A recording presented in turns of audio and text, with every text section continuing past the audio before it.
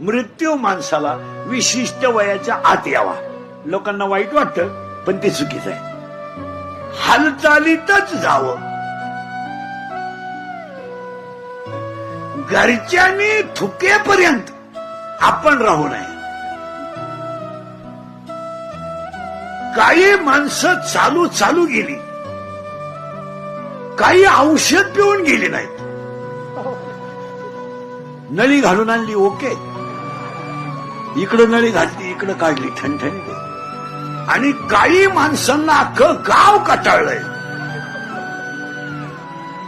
मरणच, पाहुणे भेटायचेच बंद झाले. मरण तर भेटातच तो.